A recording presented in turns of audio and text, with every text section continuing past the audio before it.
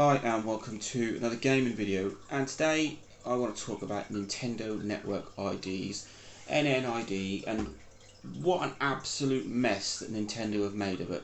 So you buy your 3DS and then you want to go on the eShop and you need an NNID. That's fair enough. So you create one, you use it to sign in, you make purchases, etc. I think it also gives you your friend name, and that's all good and well. But then when you move to another console, I went from an original 3DS to my new 2DS XL, didn't really give it a lot of thought, just went to my new 2DS XL, went to sign in, and you can't. This NNID is linked to another machine. Yeah, of course it is. But I'm upgrading. Now, the only way you can move your NNID from one system to another is to do a system transfer, which I have had absolute horrendous experience with. According to Nintendo, you can only have your NNID on one 3DS system.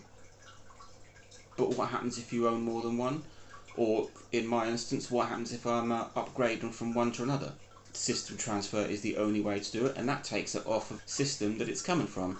And it's an absolute nightmare.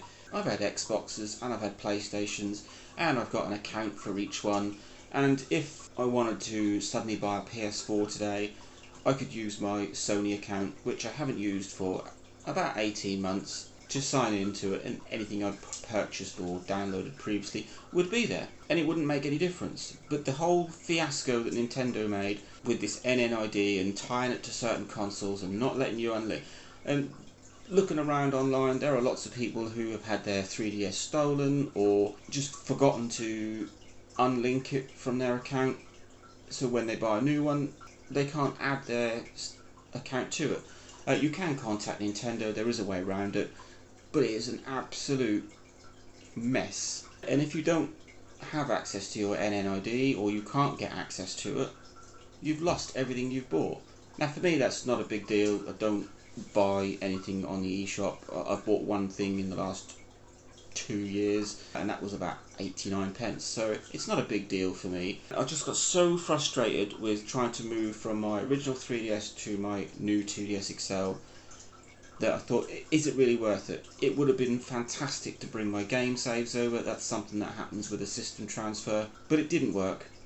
I couldn't get the transfer to work, and I just got so fed up with spending half a day trying to get this to work, with various errors coming up and having to restart the whole process, that I created a new NNID. So now I've got my original 3DS and my new 2DS XL with different NNIDs. Luckily you can use the same email address for different NNIDs, so that's a bonus. But then I've come up to a problem again. I recently bought a new 3DS XL and I'm back in the same boat again. I would love to take all of the stuff from my new 2DS XL, NNID and game saves, etc., and move them across to my new 3DS XL, but I spent half of yesterday morning trying to do it and unsuccessful.